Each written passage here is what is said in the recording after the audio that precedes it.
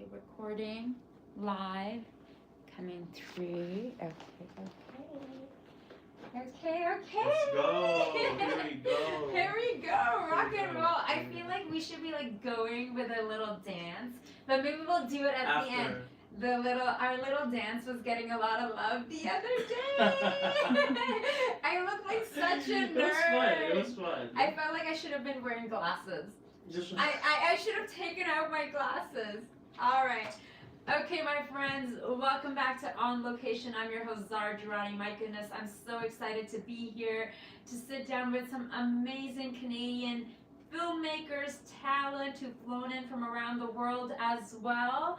And joining me right now is someone whose film is truly moving. It touched my heart truly deeply. And if you get an opportunity to check out the Vancouver International Film Festival, I highly urge for you to check out Make Time for Treasure of the Rice Terraces by Kent Donginis. Yes. I said that perfectly. You got it. Yay! Awesome. Welcome. That's good. Thank you. Thank you for having me. My pleasure. We had such a moment on the red carpet. Yes. You were like my last Positive interview. vibes all the way. I just had this vibe. I'm like, dude, let's do something fun, because when you're on the red carpet of the opening gala, you know, there's all this media, there's all these people, and you know, getting everything perfect and right. And I'm like, no, this is your Just moment. Like, you want to do a little dance? Movie's You want to do a done, little dance? Get some vibes. How are you doing? How's the festival treating you so far? So far so good. You know, no complaints. Really looking forward to the premiere, of course. Well, I thought the opening film was very relatable. Yes, this is the director who wears shades indoors. And also, you know, just catching up with a lot of friends in the festival. And, you know, today I did a panel on documentary filmmaking with the Catalyst program. So that was also a nice moment for me to also reflect on my process. And I'm looking forward to watching more films. I skipped certain films to TIFF, so I can watch it here in VIFF. I love that. And, you know, I was watching your film. Thank you so much for making sure I get the screener. And really beautifully shot. And as someone who is an aspiring documentary filmmaker, I was like watching the shots, the editing, like the way that you're in it, you're talking, the voiceover. And also I had a lot of personal relating moments. So we'll jump into that. I'd like to backtrack a little bit and talk about your history here in Canada and then becoming a filmmaker. It was quite the journey. You know, I moved to Canada in 2015 to join my dad and his family in Ottawa, and that's when I had a taste of what the Canadian dream is supposed to be. You know, I didn't expect that fresh out of university, because I even missed my own graduation. When I moved to Ottawa, I realized that none of my education mattered. Here in Canada, I had to go back to school. I had to do entry-level jobs. You know, as I mentioned, the red carpet. My very first job, I was a janitor cleaning a mall from 11 p.m. to 7 in the morning. Wow. You know, and then from there I tried call center. I did door-to-door sales, and I found comfort in making fresh juices for an independent grocer in Ottawa. And and one of my most pivotal moments there was when my coworker in that mall said to me, "Kent, if you have a dream, you need to quit tomorrow. Because if you don't quit tomorrow, you're going to start getting used to making money, even though the money is good here, and you have a dream, you need to let go of this job, or else you're going to become like me." And I took that to heart. I quit the next day, applied to film schools. And how were you then, and how long ago is this? This was back in 2015. I was 20 years old. And then, I applied to film schools, Toronto Film School, UCLA, and VFS, Vancouver Film School, and I asked God for a sign. I was like, God, you know, just lead me where you want me to be. And VFS offered me a partial scholarship, and I was like, there it is. I'm going to Vancouver, you know, So I stayed in Ottawa for about Hollywood North, baby. Yeah. Hollywood North. stayed in Ottawa for about 10 months, and then moved to Vancouver, and I never left. You know, like it's a very humbling experience for me. I came out of the Philippines with so much pride because of the school, the quality of education I received, the training, our family. Like we have it a little bit more comfortable in the Philippines, and hitting the reset button, moving to Ottawa was a whole different ordeal, and I'm just grateful that I was able to pursue something I've always wanted to do. Shout out to my grandma who, put a camera on my hand in 4th grade and forced me to learn photojournalism. Only to find myself telling stories and moving pictures. That's so beautiful, and thank you so much for sharing so honestly. And the moment on the red carpet that we had when you mentioned about being a janitor and like the other jobs you've had, and I meant it when I said it's like that's the true Hollywood story. But I feel, as someone who's also not born in this country, I came here at 17. That was yesterday. No. Yeah. Almost so 20, young. almost 26 years ago, and I've had those jobs, man. Like the door-to-door, selling newspaper subscriptions. I worked in the mall. I forget what was your other job that you had. It's call center. I've had them many times. I was really good at it, like as a performer. But I would always stop. I'd book a job, go to LA, like in between. And I feel like little by little, I'm so grateful that and I'd like to hear from you as a filmmaker and also someone who is behind and in front of the camera. I'm so grateful that the doors are opening now that didn't for me 10, 15 years ago, and the conversations that we were having and your sister sitting behind the camera. It's like, man, that wasn't so long ago that they'd be like, just keep saying you're ethnically ambiguous. You are exotic. That's why we want to hire you, because you could look like you're from anywhere. Like, don't say where you're from. And I kind of like took that to heart. And a lot of internalized stuff too, right? But I'm so grateful that now, like when people like you show up on the red carpet, and I'm sure there's a kid out there who's watching, and he's like, hey, I can be like Ken, I want to be a filmmaker, I want to pick up a camera, or I have something to say, and to know that there's going to be an audience who is interested in your story. Now that is a very healing moment, right? Yeah, I agree. Tell me about that. Yeah, I think for me as a filmmaker, I really tried to find my voice, especially when I started directing in 2019, and I wasn't necessarily sure how far I would go with it. All I knew was I'm gonna be telling Filipino stories as human, as raw, and as authentic as possible. The moment I've found my purpose in film, which is to bridge the gap between Philippines and Canada through the stories I tell, it gave me that boost of confidence. It gave me, a promise of maybe a bright future, and it made every decision count. From the moment we've done, a documentary with caregivers and nannies, to then making a movie with their kids, then jumping into fiction to close a chapter of my life as a janitor. Like, it allowed me to all these experiences. I'm glad it happened. Not only because it was a humbling experience, but it allowed me to have, so much pool of emotions to pull from as an artist.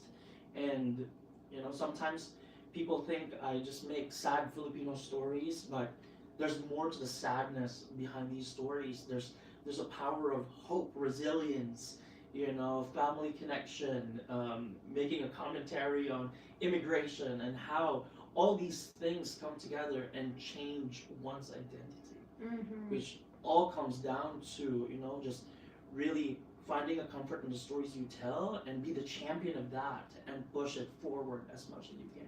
Completely, and I'm sure you must have been really proud to go back to your home country. And yes, I have a lot of friends from Philippines, by the way. I honestly feel like almost every Filipino person that I meet, they're the most warm, the happiest. and very passionate about food. Oh yeah. Very passionate about food. And I've had the opportunity to meet quite a few storytellers, Instagrammers, filmmakers from there who still call Philippines home. And they will tell me, they're like, Zara, you don't need to go to Thailand and Indonesia anymore. You need to come here because we have so many islands. Yes. There's so much to see. So I'm really hoping, God willing, one day I get to go there. You So, should. well, especially watching some of the drone footage, some of Yes. the aerial footage in your project, and I'm hoping to see it on the big screen because as I was mentioning earlier to Allison, like it's one thing to watch the screener on your little MacBook. It's a different experience when you sit in a theater and you're with the people, and when the filmmaker is in attendance and you have that Q&A and you get to feel these emotions in a movie theater. Like that, I learned English, man, by watching movies. Yeah. So for someone like me who is not a native English speaker, like the whole movie watching experience is very special. Yes. So I want to talk about Treasure of the Okay. Rice Terraces and how did that come to be and what inspired you to share this story? As it's gonna be mentioned in the film, this all started in a dream. Yes. I had a 2-week recurring dream of a silhouette of an old woman up in the mountains of the Philippines, and I knew it was in the Philippines because there's a destination, a tourist destination that was considered one of the 7 wonders of the world back in the day, called the Banawe Rice Terraces, which is close to Apawang Od's village. And the more I dove into it, and took the project to further development, and realizing that she's alive and existing, really gave me that drive to pursue, to tell her story. When we came in the development process, we thought this was going to be a documentary that not only spotlights but profiles this community, Apawang Od and her apprentices, but it changed massively. It turned out to be a movie about my personal journey in reclaiming my Filipino identity and through traditional Filipino tattoos. It's as a country that's Philippines is a Western patronizing country, and also clinging onto my experiences in the Philippines of seeing people who have fair skin or half of something and half Filipino, they get this some kind of special treatment, and I just refuse to to surrender to that system, and really use this film to not only spotlight Apo's story but also show to people, especially Filipinos outside of the Philippines, how rich our country is in terms of cultures and traditions. And there's and Apawang Od's story is just one of many under-discovered stories out there. And what you're talking about is internalized colonialism. Yes. And it's like how, and growing up in Pakistan, like I can relate around the colorism within the communities, within your culture, the ideas of beauty and all of that. And for someone like me, like growing up in the 80s and aging myself, you sit down and you watch these TV shows or even Barbies and whatnot, you look at the dolls and everyone looked very different than you. So when you're a child, and this is why representation is so important everywhere. Like even being in the room or at the table is enough. It's like we need to take up that space. I feel like as the years go on, I recognize and realize that every time when I'm out there in the world, whether on a stage, doing red carpet, whatnot, I am allowing people to see, okay, people who are Muslim and from Pakistan, they can show up. And do you know the amount of times, believe it or not, people have said to me, I'm not going to say where and what places, wow, like I've never seen, I didn't know Pakistani women were beautiful. But you are. No, but I'm like, my country has so many beautiful women. And I thought, I can tell they're trying to give me a compliment, but I was like, wow, that's a very ignorant remark. It's like a back. No, but it was like, I could tell they were acknowledging what they're seeing, but I'm like, have you been to my country? Do you know how aesthetically beautiful, but also beyond that and culturally deep.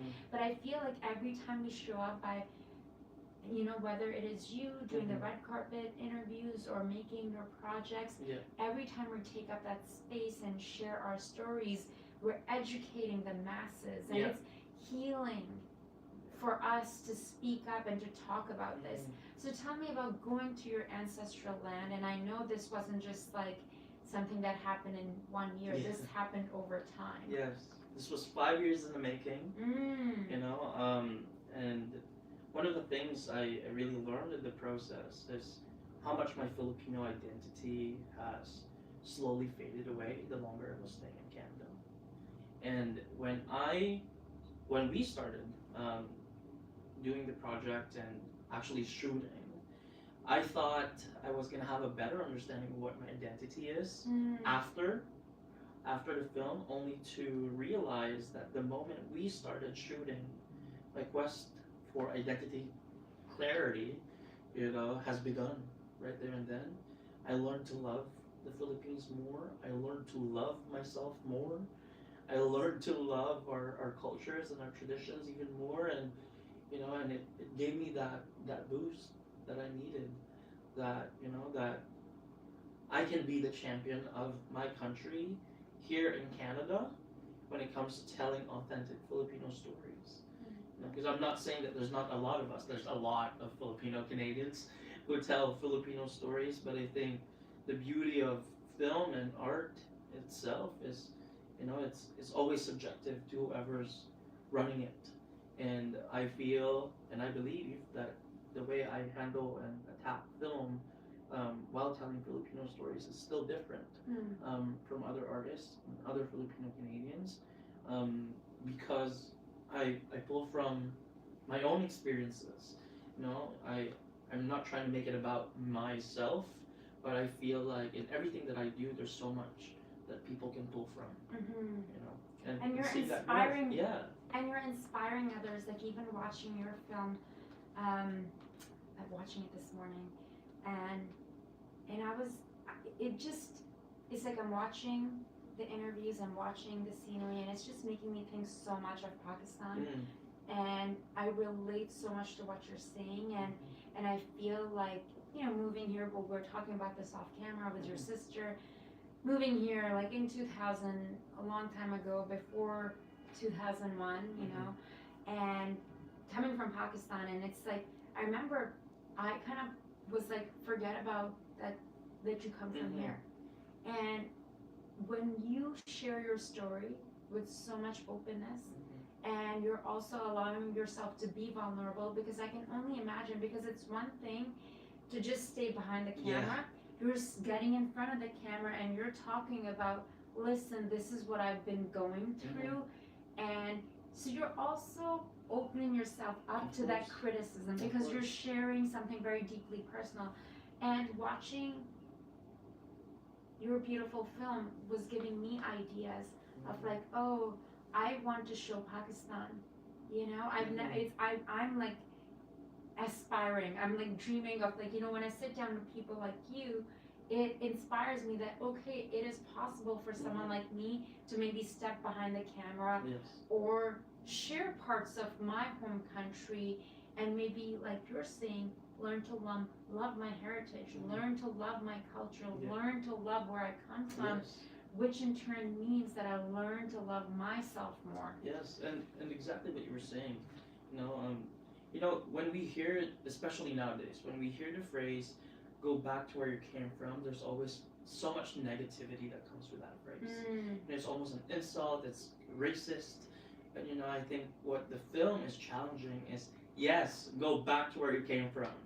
And tie something that's more positive than that phrase. That it's not really, when you go to a foreign country, reinvention is a thing, because you also try to adapt. But at the same time, when you adapt, there's got to be something that you have to keep. And I think that's the beauty of like going back where you came from, because your cultural identity is solid, which also gives you the confidence you need to then openly talk about your culture, your own experience, and with the hope of inspiring other people to do the same.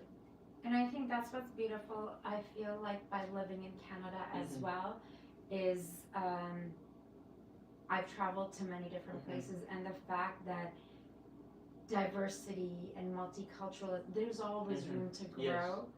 But the fact that we get to have our projects funded when we're having these conversations, you know, and I can only imagine, and especially this year, right? Like with what happened in, in the Filipino community, the Lapu-Lapu festival, I can only imagine, because the very next day I had the opportunity to cover the Vancouver Sun Run, and that was, you know, but the Filipino community came out, and it's like I was hugging people, and people are like, yeah, I just want to show how resilient we are. Yeah. We're here and we're proud. What are your hopes the conversations audiences are going to have, whether they're Filipino or Caucasian, when they watch this film? Yeah, this film is multi-layered. You know, it's a history lesson. It's also just, you know, so fascinating and breathtaking, the landscapes that we've captured. It's a quest for identity. There's also, you know, of course, the tattoos and the practice that Buscalan is doing. And I've really pondered what I want people to get out of the film, and I'll stick to what I've said in the red carpet, which is to really ponder the phrase, going back to where you came from. You know, what does that mean to you when you hear or ask yourself that question? Like, will I be able to feel complete if I go back to where I come from? So meditate on that. Also, you know, just like the tattoos. Tattoos have so much negative connotations, not only in the Philippines but across the world. It's experienced so much stigma, but also it's a beautiful piece of art. It's body art, you know. And like in Buscalan, it's a way of showing one's bravery and courage, while on the other hand, on the female side, like it shows how beautiful you are, and it also speaks of your stature in the village and all that. So I really want people to meditate on the phrase, going back to where you came from. Also, how important are tattoos for you now? You know, I think there was quite a time when people just started getting tattoos because it feels cool. You know, it adds some kind of flavor on their bodies. But what if, you know, what if you start getting tattoos not because it's cool, but because it means so much to you? The spirituality behind it, and that's what I was getting. It's more rooted in culture. Yeah. And it's a spiritual practice. And were there, I know you have to run, was there a moment during your filmmaking process, and you know, whether you're there interviewing or you're flying in or losing your luggage or whatever, any moments or conversations that you had that left a profound mark on you? Yeah, definitely a lot in terms of conversations, but instead of giving you a conversation, I'll give you a moment. Because this was such a beautiful shared moment I've had with the team when we came back there. After we finished the movie, because when we were filming, we promised the village that when the movie's done, you'll be the first community to see it. You know, this is a film made by the community, for the community, and they definitely, you know, like have the right to see it first. And when we screened it in Buscalan the first time, there was just so much gratitude from the community, who embraced us with open arms, not just me and my producer, but my entire team. There were 12 of us up in the mountains, and you know, it's sure they're used to having visitors and vloggers filming and, you know, and making their content in Buscalan, but not so much in the film stuff, you know, where you bring big cameras, big lights, you know, and screening it in front of the community, and you know, meeting more people from the community that we haven't met, and hearing them say thanks for not only telling a story of Apo and Grace and Eliang, but telling the story of the village. It was the most beautiful, poignant, magical moment. It almost validated our existence as an independent production. I think gone are the days that it's the studios running the film industry. I think we're in such an important time where independent films are able to cover stories that won't normally, be spotlighted in mainstream media, and it makes our future more promising, and it's so encouraging and inspiring to just know that we made this specific movie for the community, and the community loved and loves it and connects with it, and I'm just looking forward to making more. Amazing. Yeah. Amazing. Well, it sounds like many more are ahead of you. Yes. I'm very excited to watch, and hopefully there is like one seat remaining for me, because I can only imagine the turnout, what it's going to be like.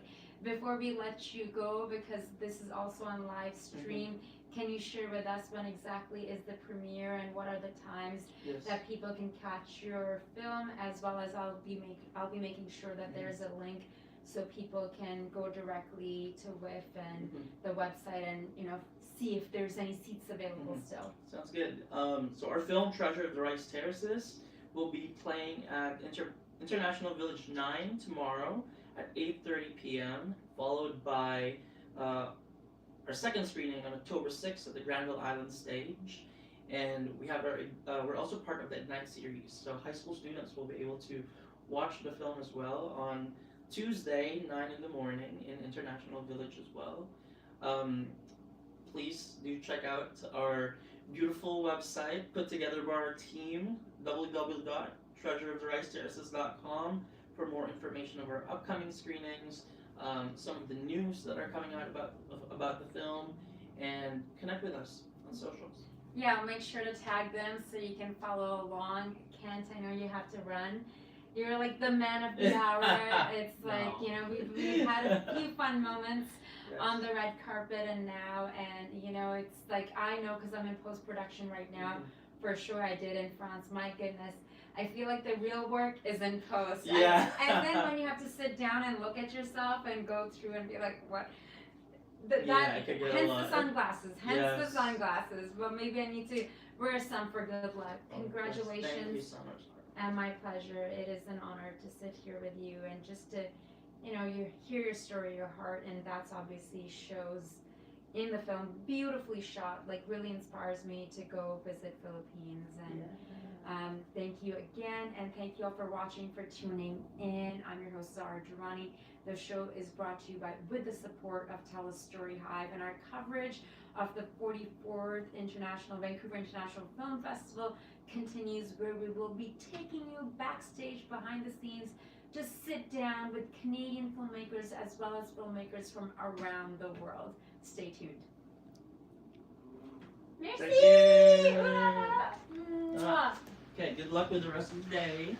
Merci, merci, merci! I know you